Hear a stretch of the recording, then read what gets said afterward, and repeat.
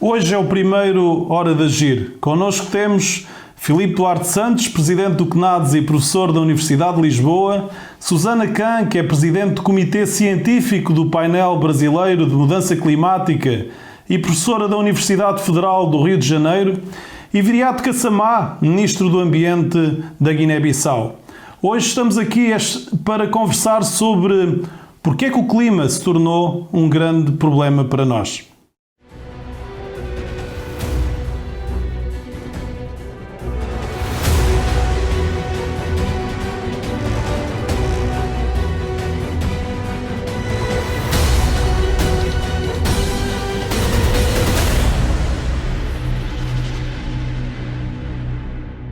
Sejam bem-vindos. Esta é a hora de agir. Esta é a hora em que a lusofonia assume a sua responsabilidade perante o futuro. Há 100 anos que sabemos que encher a atmosfera com gases com efeito estufa não era lá a boa ideia, que isso aquecia o planeta e que isso levaria em poucas décadas a perdas irreparáveis da biodiversidade. Há 100 anos que, deslumbrados com o nosso gênio inventivo, criador, e também infantilmente deslumbrados com o exercício do domínio sobre os elementos naturais, desenvolvemos um modelo de desenvolvimento absolutamente suicidário. Um modelo que não se preocupa com o futuro, que explora e descarta recursos, que mata diariamente espécies vivas que não mais verão a glória do sol do dia seguinte. Um modelo de crescimento económico e de criação de riqueza que cresce sei lá para onde, e com tanta ânsia de crescer, esqueceu dos pobres, e entre os mais pobres, o mais pobre de todos, a casa comum, todos os dias agredida e espoliada. Esta é a hora de mudar de vida, a hora de ouvir a ciência, ir de encontro à consciência e ao coração de cada um, falar dos filhos e dos netos a quem precisamos de entregar um futuro. Tenho como convicção que a transição para as novas energias renováveis, para uma economia sustentável, irá acontecer numa escala planetária. As próximas gerações vão nascer com uma consciência diferente, porque crescem nesta era em que estamos já num período de consequências devido às agressões que temos feito à biosfera. É inegável que está a nascer uma nova forma de nos ligarmos com a natureza. Mas o que importa mesmo é que essas mudanças não aconteçam depois da casa já ter ardido, depois já não haver esperança, depois do aquecimento global ter tornado o nosso planeta um lugar inabitável. É esta a responsabilidade de toda uma geração. Fazer as mudanças enquanto estamos a tempo.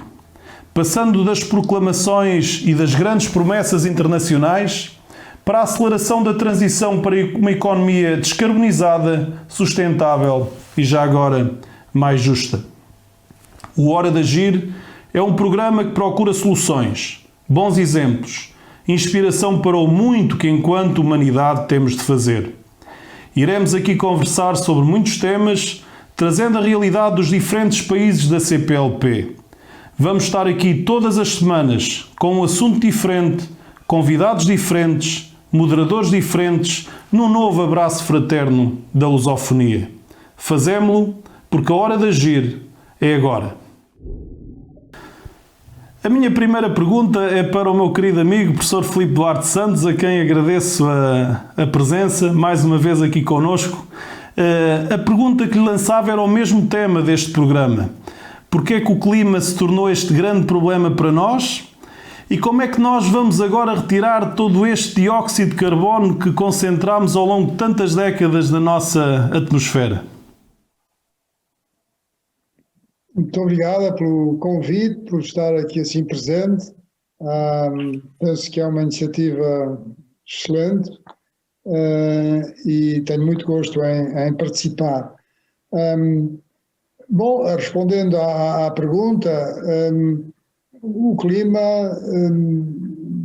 desde há cerca de 10 mil anos, na Terra tem sido bastante estável, não tem havido grandes mudanças, houve períodos glaciais, mas desde a Revolução Industrial começou de facto a haver, deu-se a causa, não é, da mudança que nós hoje observamos. Começou a existir essa causa, e essa causa são as emissões provenientes dos combustíveis fósseis, essencialmente do carvão, do petróleo e do gás natural, que alteraram muito o nosso modo de vida, alteraram muito a prosperidade económica, criaram, enfim, uma civilização diferente, com melhor qualidade de vida, mas têm um efeito colateral que é o de aumentar, intensificar o efeito de estufa.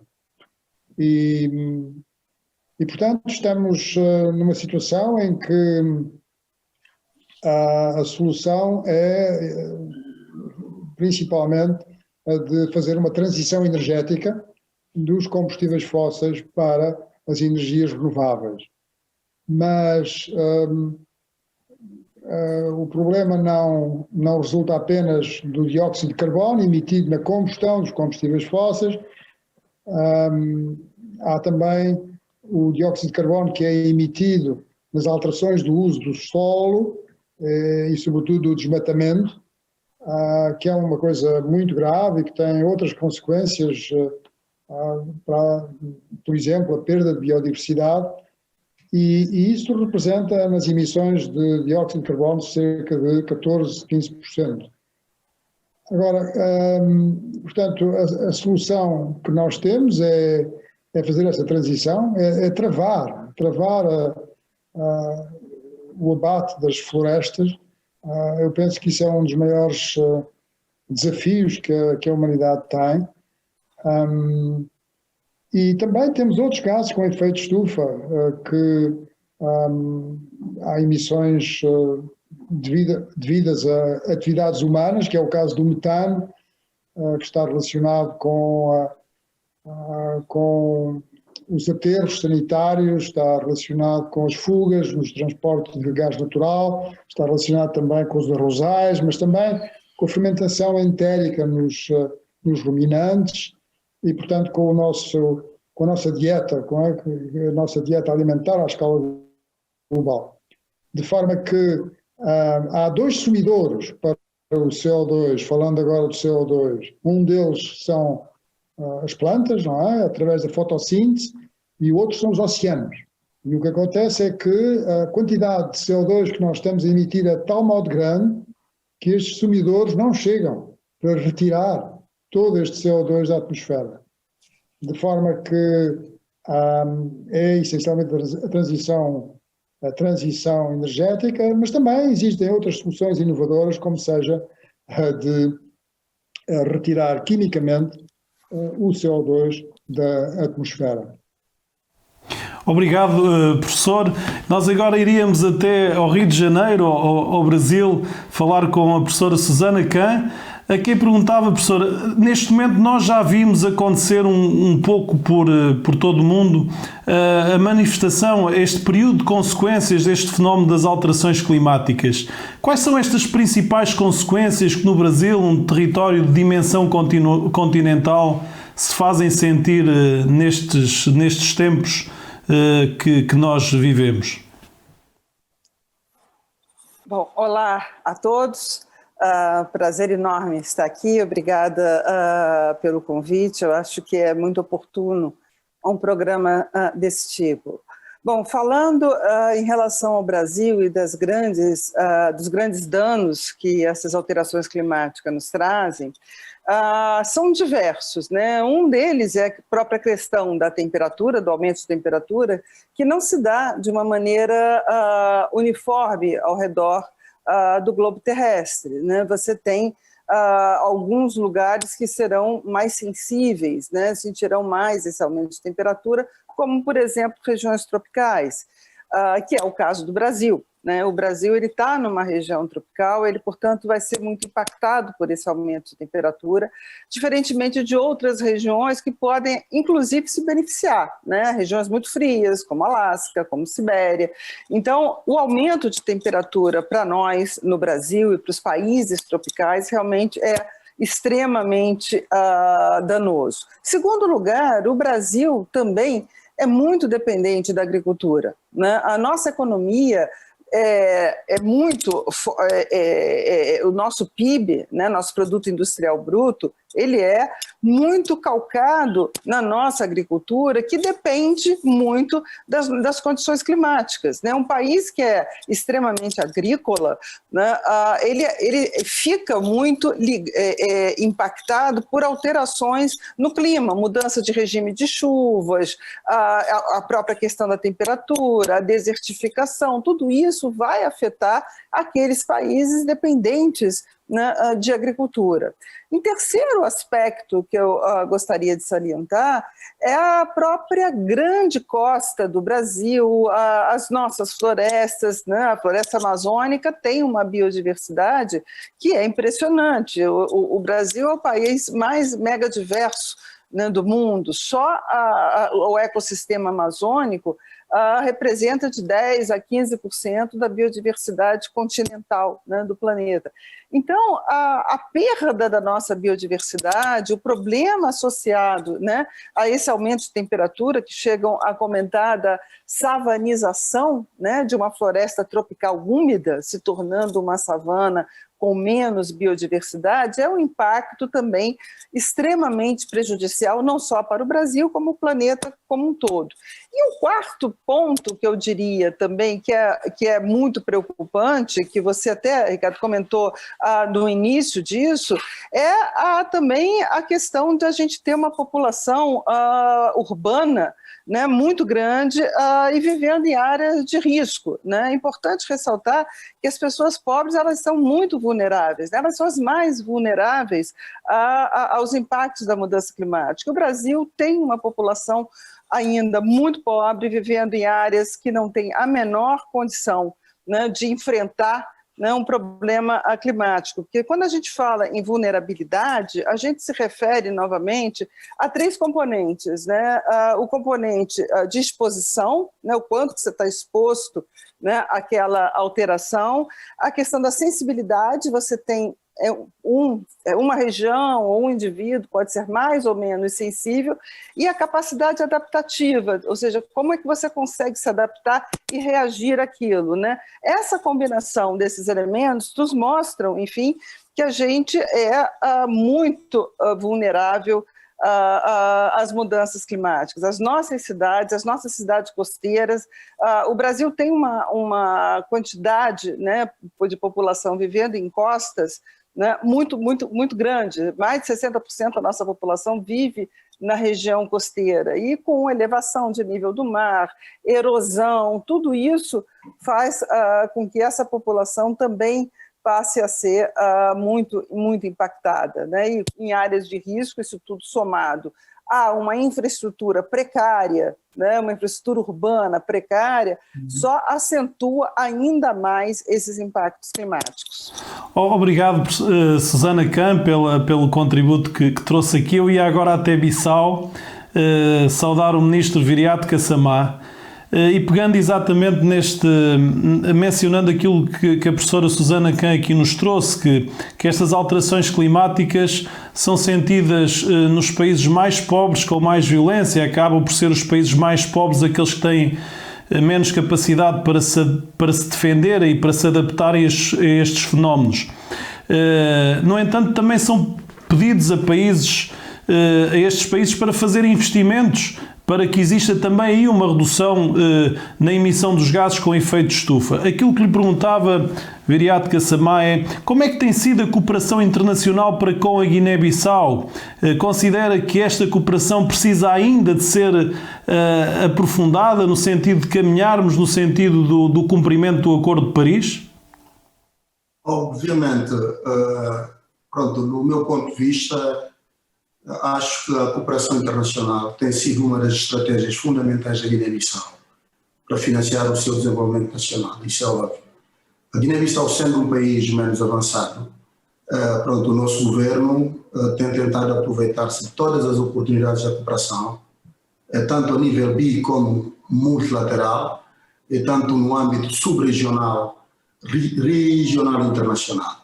A nossa presença nos blocos da UEMOA, que é a União Económica Monetária da Costa Ocidental Africana, da CEDEAO, da Comunidade Oeste Africana, a União Africana, a CPLP, os CIDs, porque, como devem saber, a Guiné-Bissau tem mais de 88 ilhas e ilhéus, fazendo com que fazemos parte dos pequenos estados insulares em desenvolvimento, e a iniciativa IARENA, não é? Que é a Agência Internacional da Energia Renovável, entre outros. Pronto, isto demonstra claramente que a cooperação internacional tem tido um papel preponderante para o desenvolvimento da Guiné-Bissau.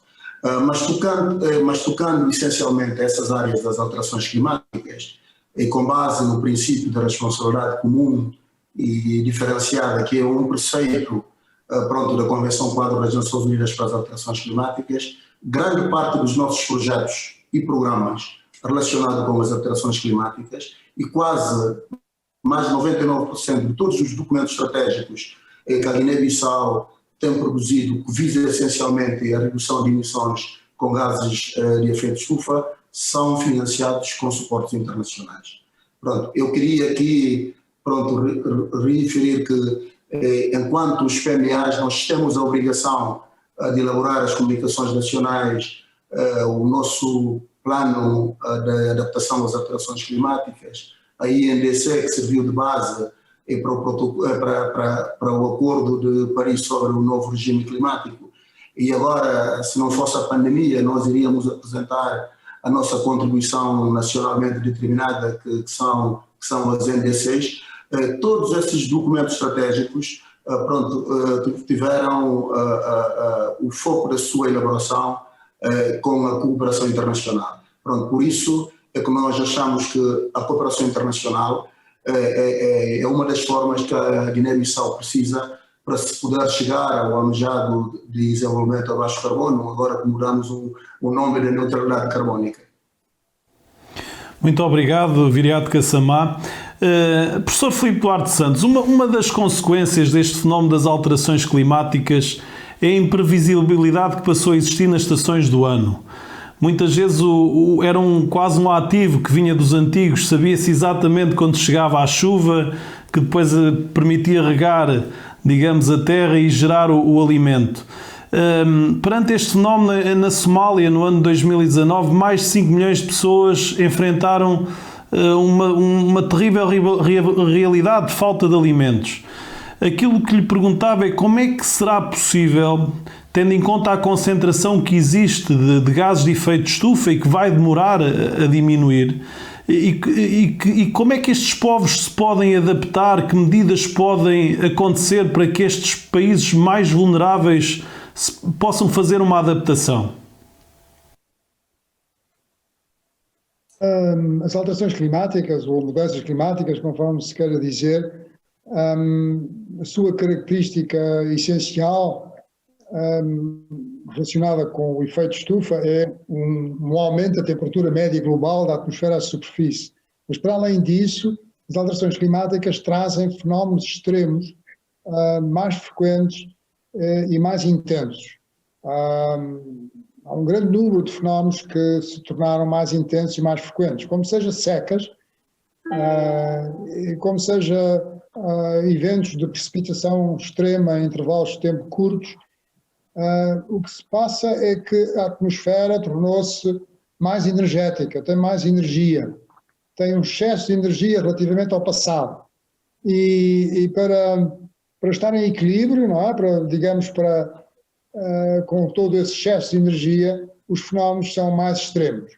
E realmente há regiões da África, em particular o Sahel, que já tinham uma grande variabilidade climática e, portanto, as populações têm que viver com essa variedade climática, mas hoje em dia essa variabilidade até tem aumentado e, portanto, temos secas bastante frequentes nessa região do mundo e também no sul da África, enfim, no sul da Europa, na toda a região do Mediterrâneo. E, portanto, penso que é importante nós termos presente que só vamos conseguir inverter este processo se as emissões atingirem um máximo e começarem a decrescer. E vão ter que decrescer muito. vai ser extremamente difícil atingir a descarbonização, não é? Portanto, não termos emissões antropogénicas para a atmosfera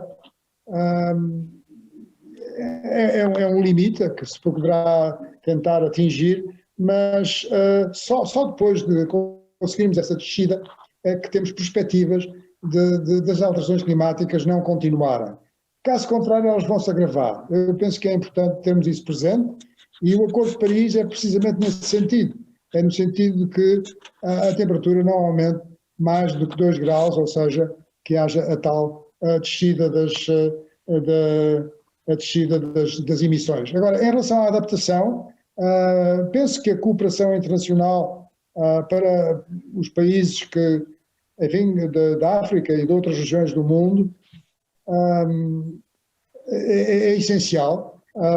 E para fazer a adaptação é necessário começar por ter boas observações do clima, séries climáticas que sejam fiáveis. A partir daí, com modelos climáticos, nós podemos ter uma visão do clima do futuro. E depois, tal como disse a professora Susana Kahn, saber qual é a vulnerabilidade com base na exposição, na sensibilidade e na capacidade adaptativa.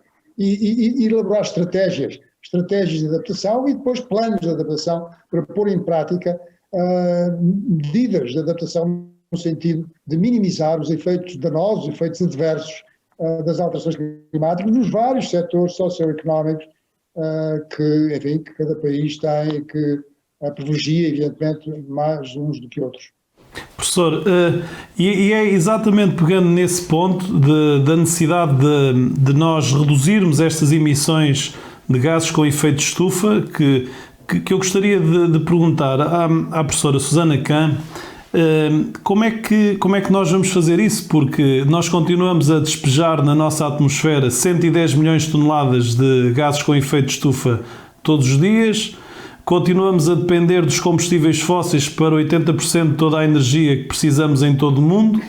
Como é que nós podemos melhorar, como é que nós conseguimos sair deste ponto para vencermos esta crise climática? Essa é uma equação muito complicada, né? Porque além dessa questão da energia mundial ser predominantemente fóssil, né?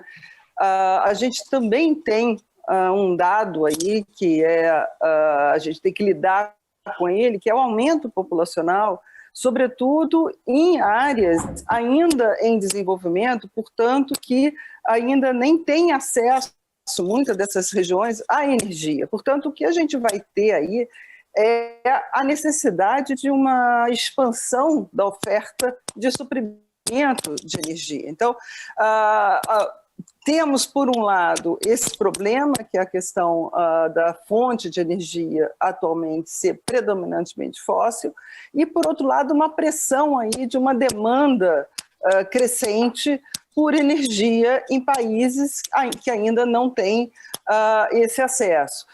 O que eu vejo, né, como uma possibilidade, naturalmente, é que essa expansão se dê sobretudo com renováveis, né? Mas não é só o uso de renováveis, você pode também e deve ter uma redução do consumo de energia, melhorando a eficiência não só dos processos de produção, mas também no uso final, né? A gente tem cada vez mais processos mais eficientes, onde você começa a poder produzir com uma pegada, né, com uma intensidade menor de energia. E a energia embutida em vários desses produtos, ela deve ser reciclada, ser ressignificada, ser reutilizada, ou seja, a economia circular, isso tudo tem um papel muito forte, né, nessa questão da energia, porque você aproveita a energia que estava embutida num determinado produto. Então, e a gente tem um potencial muito grande aí, porque se pegarmos os dados de reciclagem, né, no mundo como um todo, eles são muito baixos. Né? No Brasil, pelo menos, é baixíssimo, ou seja, aquela energia toda que foi usada para comprar qualquer produto, usualmente ela é jogada fora, não é reaproveitada. Então isso aí tem um potencial muito grande.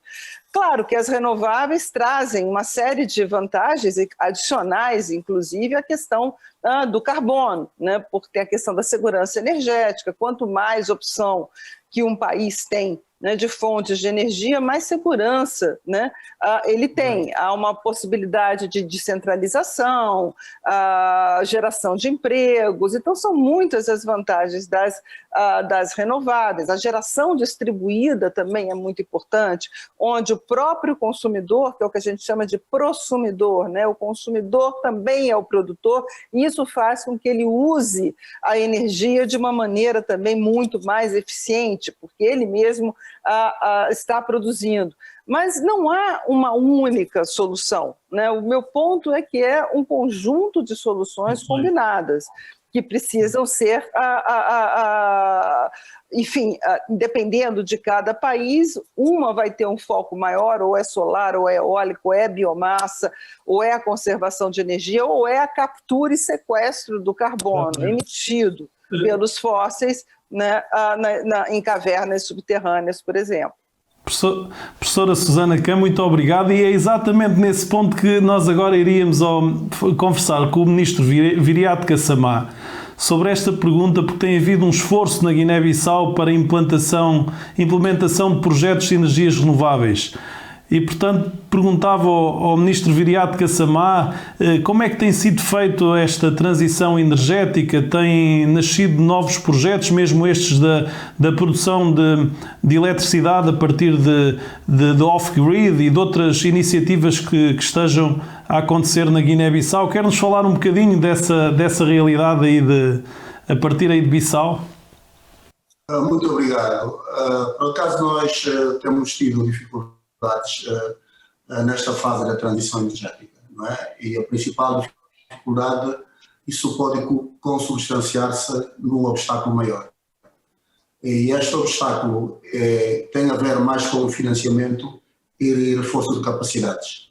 Pronto, é sabido que as alternativas de produção energética baseadas na valorização das fontes de energias renováveis continuam, infelizmente, com algumas exceções da hidroeletricidade, por exemplo, pronto, a não ser do ponto de vista comercial, competitivas em relação às fontes fósseis. Não obstante a evolução positiva, pronto, nos últimos anos. Nós ainda, na semana passada, recebemos a reunião de Conselhos de Ministros da OMVG, que é uma organização para a valorização da bacia do Rio Gâmbia, que irá com certeza resolver grande problema de 4 países, não é, em termos pronto, da energia. A Guiné-Bissau, a República da Guiné, a Guiné-Conakry, não é, que nós chamamos, a Gâmbia e o Senegal. Mas nós, pronto, para que a Guiné-Bissau pronto, possa alcançar uma independência energética, é preciso investir muito nos recursos humanos, não é? Que é um problema maior, pronto, que nós temos tido na Guiné-Bissau. Mas, por outro lado, também é preciso reforçar as nossas instituições, tanto a nível individual, institucional e sistémico, que muitas das vezes tem dificultado um processo normal da implementação da teoria de transformação subjacente a esta temática. O aproveitamento de fontes das energias renováveis pronto, poderá com certeza ser uma alavanca suprema para o desenvolvimento da Guiné-Bissau. Nós somos um país com muita insolação, um país com um grande potencial eólico, principalmente nas ilhas, e nós antigamente éramos conhecidos como um país de 1000 rios. Temos um grande potencial hidroelétrico, mas que nós não temos estado a aproveitar. Eu penso que com base na identificação de fontes de financiamento alternativos e na capacitação dos nossos recursos humanos, com certeza pronto, a Guiné-Bissau poderá fazer essa transição energética de uma forma suave. Obrigado, Viriato Kassamá. Nós agora vamos para um pequeno intervalo, poucos segundos, voltamos já a seguir para a segunda parte, onde nós vamos falar sobre as agressões ao ambiente. Até já.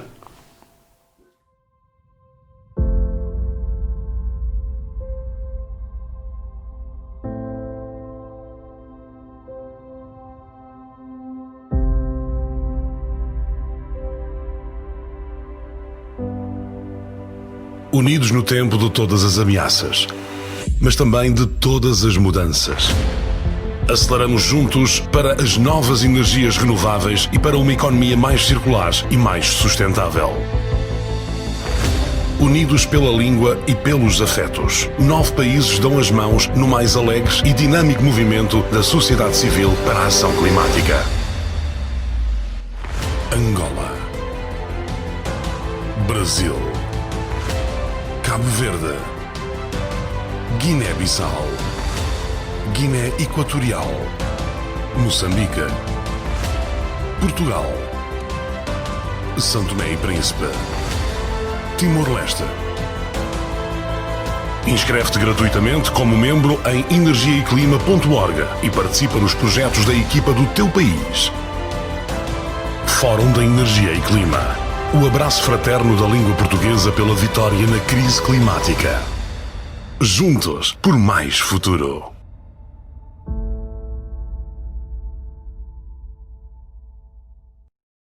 Estamos de regresso, esta é a segunda parte do Hora de Agir. Connosco temos hoje o professor Filipe Duarte Santos, a professora Susana Khan e o ministro do Meio Ambiente da Guiné-Bissau, Viriato Kassamá.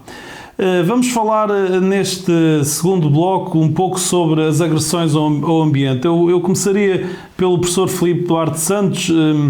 Professor, quisemos exercer um domínio sobre todas as coisas, sobre tudo que era o mundo natural e provavelmente fomos longe demais. Acabámos por atacar a biodiversidade, a beleza do mundo natural. A lista não cabe numa pergunta que eu aqui possa fazer sobre pesca nos oceanos, mangais destruídos, florestas virgens desmatadas, espécies vivas a desaparecer a cada dia, cidades cada vez mais poluídas. Na sua opinião, já nesta extensa lista, há alguma destas agressões que precisamos de terminar primeiro ou precisamos de acabar com elas todas de uma vez só?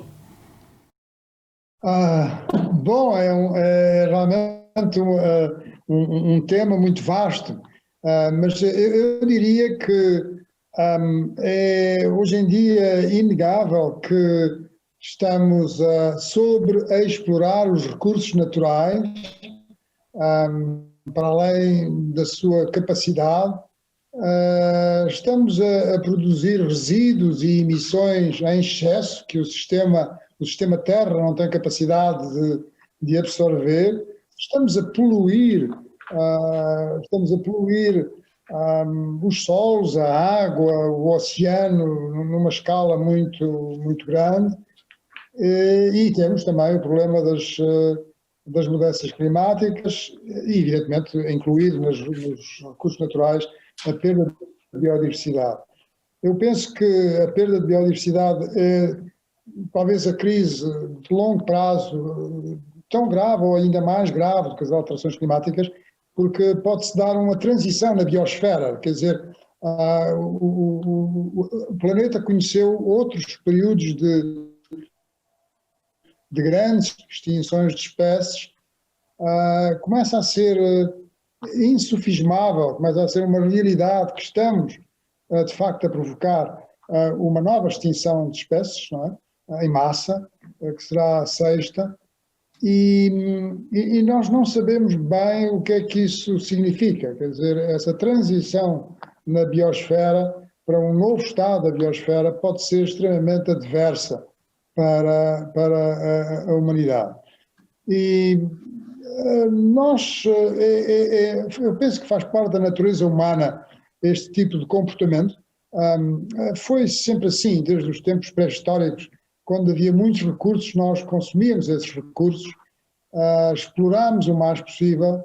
A população, entretanto, foi crescendo de uma forma exponencial, enfim, agora está a crescer bastante menos, felizmente, Portanto, nós estamos realmente confrontados com os limites. Aliás, enfim, todos nós conhecemos os limites do crescimento, não é? Do Clube de Roma, e, portanto, isso começa a ser uma realidade muito palpável e, aliás, é uma realidade que é reconhecida e admitida por todos os governos do mundo, uma vez que todos eles participaram na assinatura em setembro de 2015 dos Objetivos do Desenvolvimento Sustentável, dos 17 objetivos que têm 169 metas.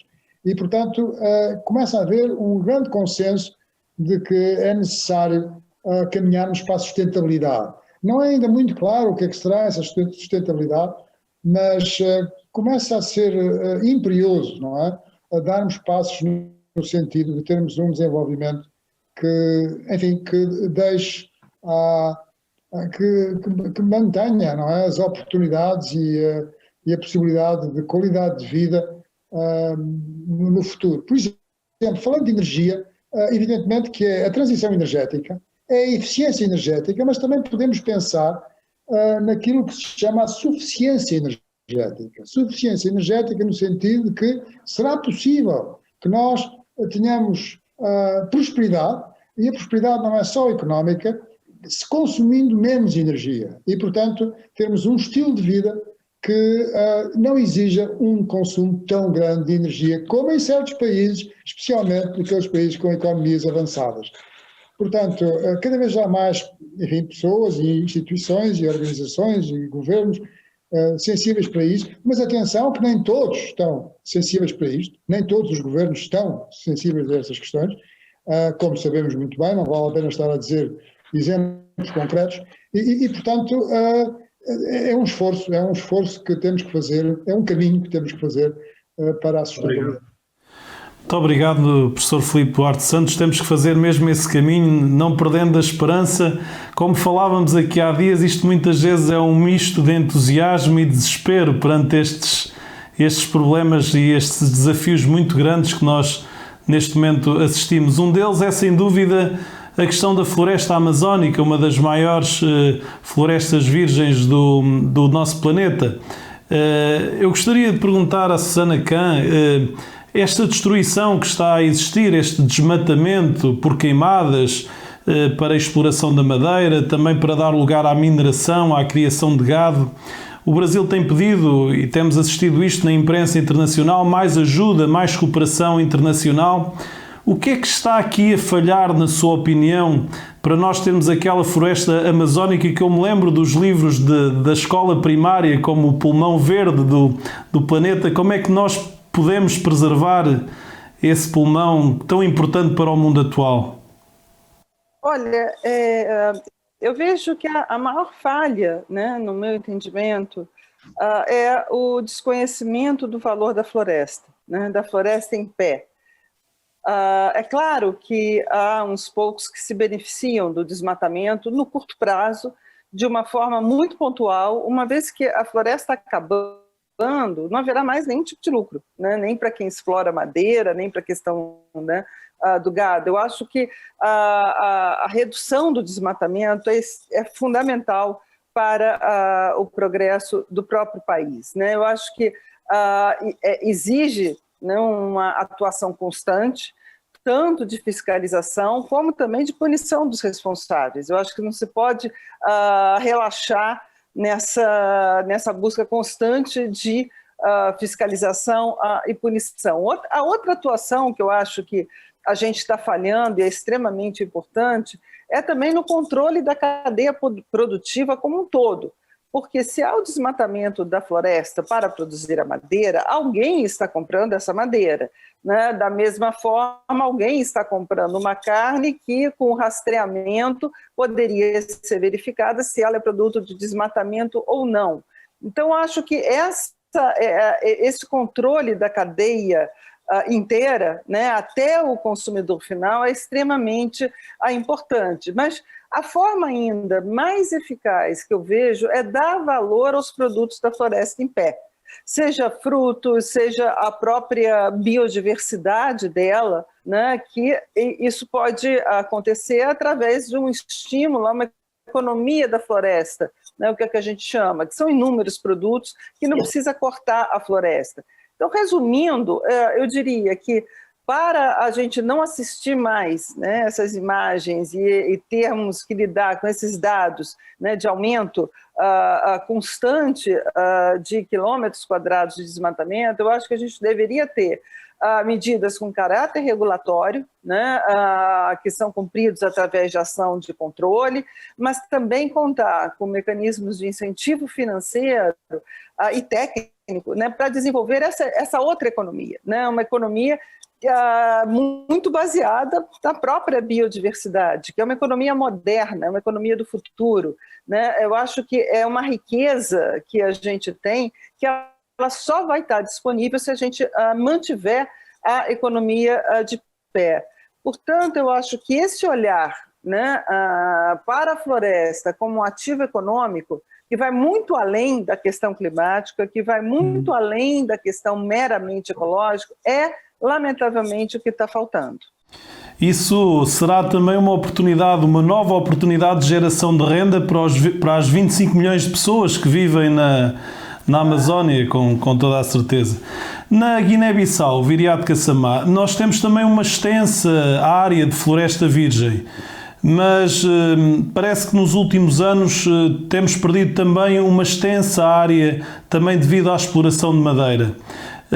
Isto para quem olha um pouco de fora e para os números, na zona sul talvez se tenha perdido já 1/3 dessa floresta. Isto parece uma hemorragia de grandes dimensões. Como é que o ministro Viriato Kassamá olha para este problema, para esta desmatação que também ocorre na Guiné-Bissau? É veras preocupante, porque em 2012, não sei se lembram, houve um golpe militar na Guiné. Durante essa fase de transição, de 2012 a 2014, houve uma pressão nunca vista na história da Guiné-Bissau. Houve abate seletiva de árvores de grande porte, conflito da exploração madeireira. O governo, então, em 2015, decretou uma moratória de 5 anos. Só que esta moratória teve um impacto político, mas, sob o ponto de vista prático, não teve impacto nenhum, porque nós agora, enquanto governantes, estamos a assistir isso tudo. A moratória foi decretada, envolvidos 5 anos, não houve medidas de acompanhamento da moratória. E continuou a corte clandestina das nossas florestas. E nós, no dia 8 de outubro, salvo erro, aprovamos um decreto, porque a Direção-Geral das Florestas na Guiné-Bissau está sob tutela do Ministério da Agricultura. Mas este novo decreto obriga uma licença ambiental antes da emissão da licença da exploração florestal. E a emissão da licença florestal é válida somente se houver visto de 2 ministros, Ministro da Agricultura, que tutela as florestas, e Ministro do Ambiente. E a Inspeção-Geral do Ambiente passará a ter um papel preponderante na fiscalização de todo esse processo. E isso quer dizer de que a Guiné-Bissau tem estado a dar novos passos no tocante à gestão florestal. Como disse bem a professora Susana Khan, a floresta em pé, se calhar, tem um valor económico maior do que a floresta cortada, não é? Eu lembro-me, quando estava a tirar o mestrado, fiz uma pequena análise comparativa, cortando toda a floresta da Guiné-Bissau e vendendo essa madeira, quanto é que o país arrecadava.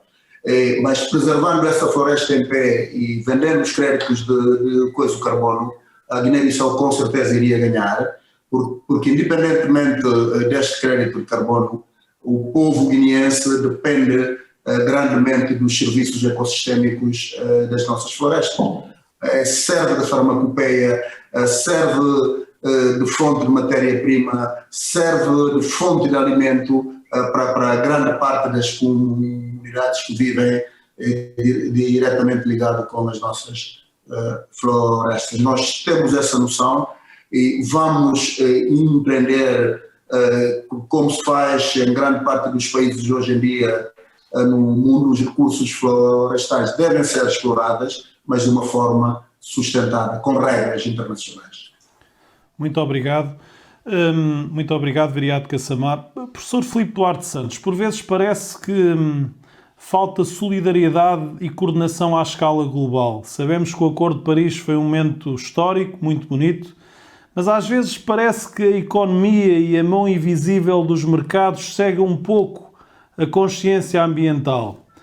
Aquilo que lhe pergunto é, será que pactos como aquele que existiu numa escala global, como o Acordo de Paris, podem ser estendidos a outras medidas, para além daquelas que falou, mas serem mais detalhados em medidas que possam de facto proteger estes ecossistemas, evitando esta hemorragia que é este desmatamento, estes ataques que são feitos ao ambiente todos os dias? Como é que vê esta possibilidade de aprofundar esta cooperação, tendo em conta também uma dívida muito grande que existirá entre o hemisfério norte e o hemisfério sul? Como é que olha para este tema? Bom, realmente estamos num mundo muito desigual, num mundo que tem características que nos levam a reconhecer que as desigualdades estão a aumentar dentro dos países, mas também entre países. Temos também um mundo que tem muito maior consciência da importância das questões ambientais e da ecologia. E eu penso que esta crise de saúde pública, que é a pandemia do Covid-19, e a crise social e económica que em alguns países, enfim, praticamente em todos os países do mundo, vai seguir ou já está, enfim, a desenvolver-se, é um alerta.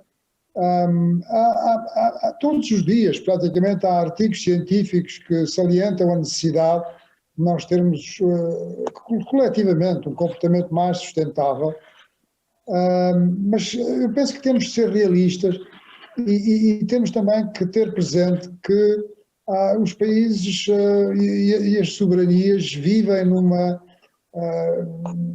questão de identidade,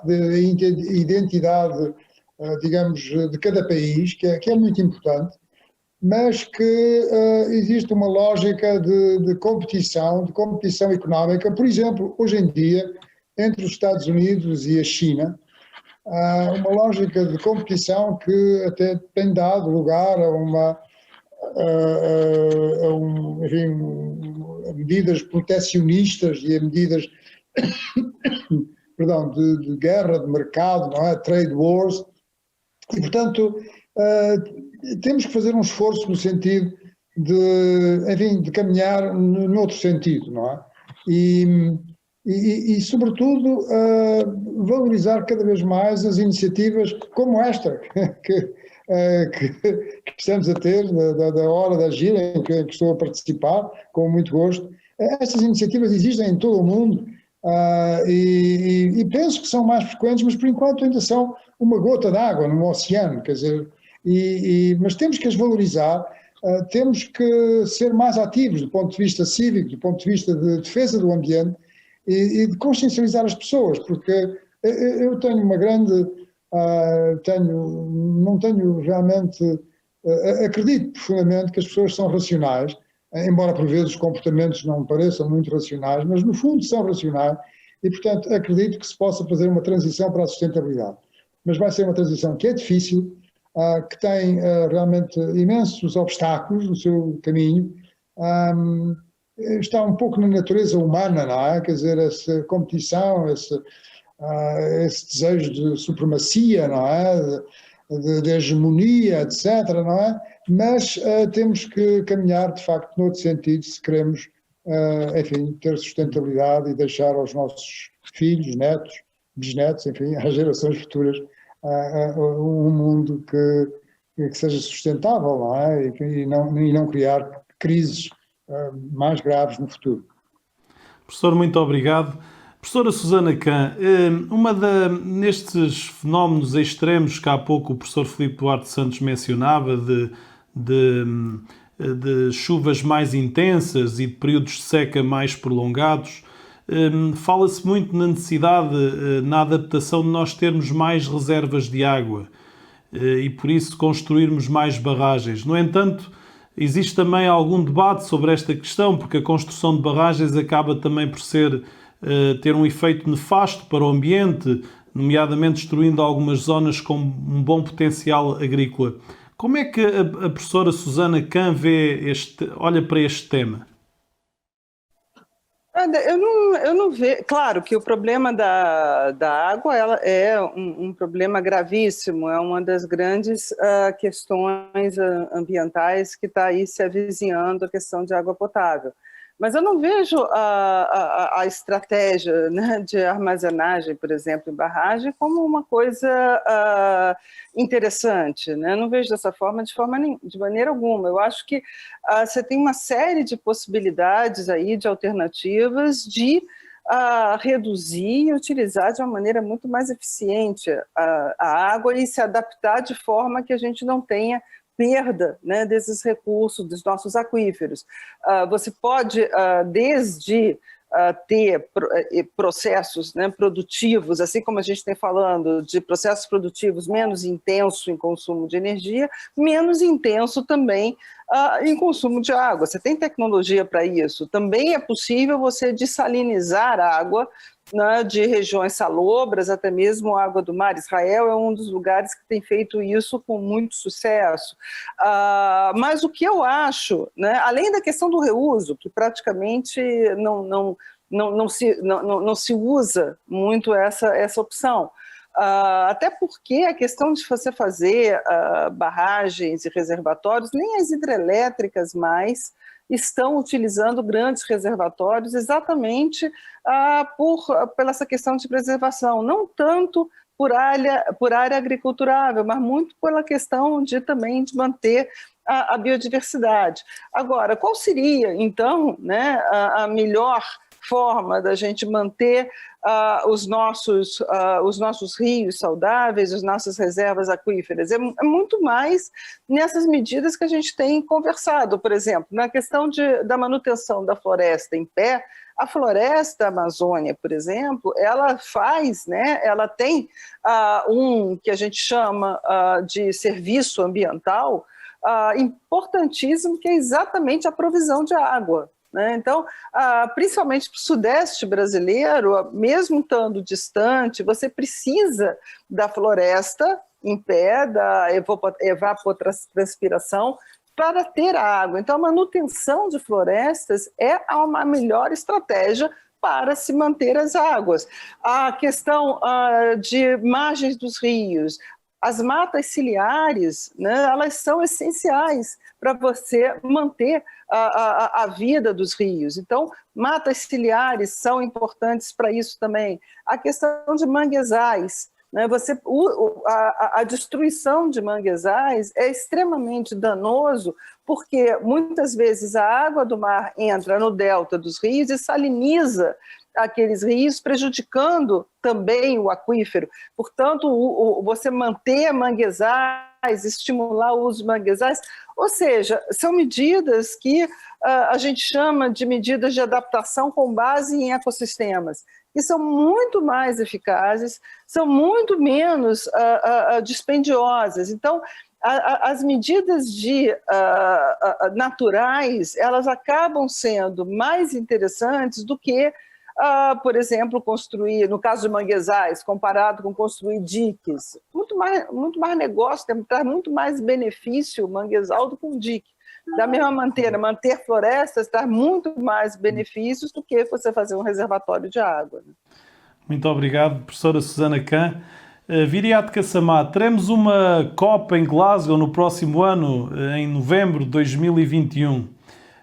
Como Ministro do Ambiente da Guiné-Bissau, mas também como alguém conhecedor da realidade de África enquanto continente, que esperanças é que podemos ter nessa próxima COP? Quais são os grandes objetivos do continente e da Guiné-Bissau nesta próxima COP de Glasgow? que foi adiado um ano devido a este problema da pandemia? Eu acho que há mal que traz o bem, não é? Na verdade,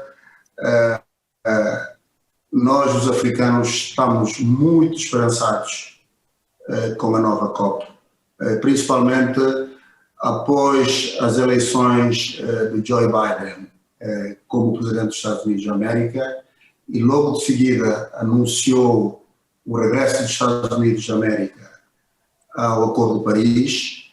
Isso deixou-nos tanto quanto confortados, porque os Estados Unidos vai voltar a reassumir a sua posição no conceito das nações.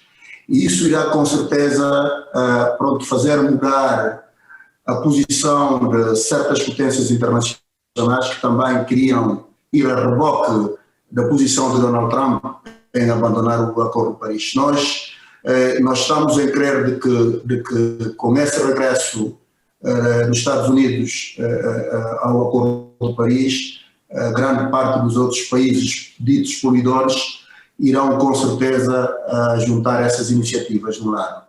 E do outro lado, como sabemos, os Estados Unidos da América era um dos grandes financiadores dos fundos climáticos, principalmente o Fundo Verde do Clima.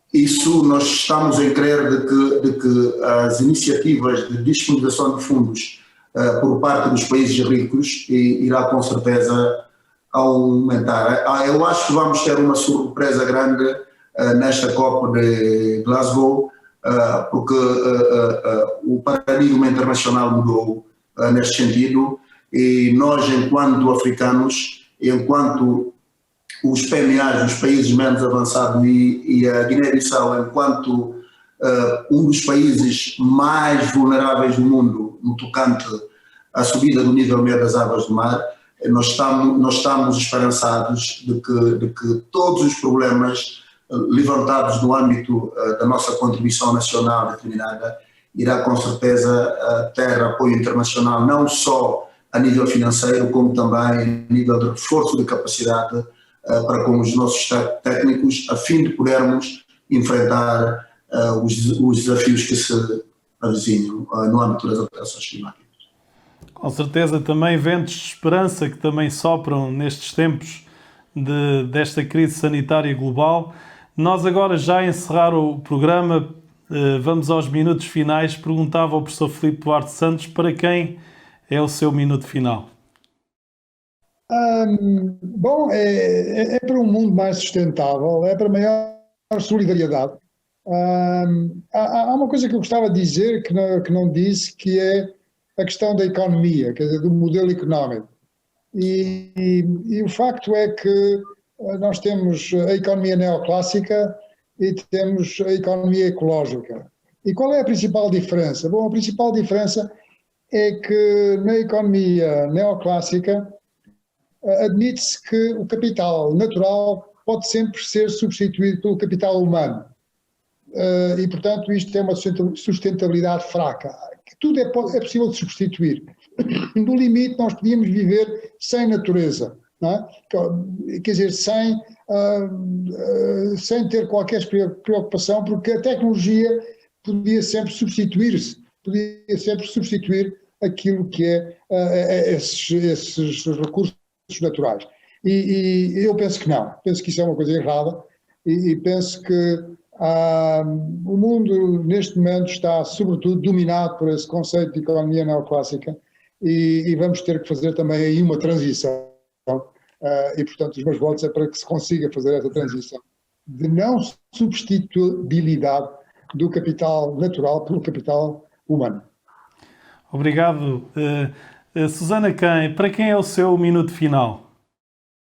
Olha, eu acho que eu gostaria de deixar assim uma mensagem, principalmente para crianças e para os jovens, porque estão muito desesperançados, né? Eu acho que algumas, até crianças, até se assustam com essa questão de mudança climática, catástrofes, e eu acho que, de certa forma, a gente tem que entender que as oportunidades oportunidades são imensas. É claro que precisamos mudar, é claro que precisamos dessa transição, mas se a gente olhar, né, todas as oportunidades que se avizinham aí, seja na questão da energia, com toda a sua cadeia de possibilidades e de novos empregos e de novos desafios, seja com a questão de adaptação, como eu estava comentando, né, com base em ecossistemas, que são ações e medidas que geram emprego, que geram renda, que tornam, né, as pessoas mais próximas, né, dos ambientes naturais, o que faz muito bem, né, também a nossa qualidade de vida, nosso bem-estar, enfim. Eu acho que, na realidade, o meu minuto final seria, né, mostrar que essas restrições climáticas, né, que nós estamos vivendo representam todo um novo modelo, né, um novo modelo de desenvolvimento, um novo modelo econômico, mais inclusivo, menos impactante, mais variado, né? Então, eu acho que nesse ponto, eu acho que os jovens, né, e as crianças podem, talvez, olhar para o futuro menos assustados e com mais esperança. Muito obrigado, professora Susana Kahn. Viriato Kassamá, o seu minuto final. Aos povos e comunidades que têm sofrido com as consequências das alterações climáticas, através de secas, inundações, eventos extremos e calamidades naturais, e também ao programa Hora de Agir. Foi um nome muito bem escolhido, pois é necessário agirmos de uma forma concertada e coordenada, a fim de juntos podermos estancar e minimizar os efeitos das alterações climáticas. A solidariedade internacional é preciso, pois o ambiente, como costumamos dizer, não tem fronteiras. Um problema acontece na Guiné-Bissau, pode ser sentido em toda a parte do mundo. Muito obrigado. Muito obrigado, ministro Viriato Kassamá. É caso para dizer, não se está junto nisto, não é? Desta luta pelo futuro do planeta. Este foi o primeiro Hora de Agir. Um agradecimento especial aos nossos convidados, professor Filipe Duarte Santos, professora Susana Kahn, ministro Viriato Kassamá. Com a vossa ajuda e a vossa participação hoje, todos ficámos hoje a compreender melhor porque é que o clima se tornou um problema para nós. Ao mesmo tempo, conversámos aqui sobre soluções para esta crise climática que juntos temos mesmo de enfrentar. Esta foi a Hora de Agir. Voltamos para a semana à mesma hora e nestes tempos de pandemia deixo votos, sobretudo no meio desta desgraça da Covid-19, deixo votos sobretudo de saúde.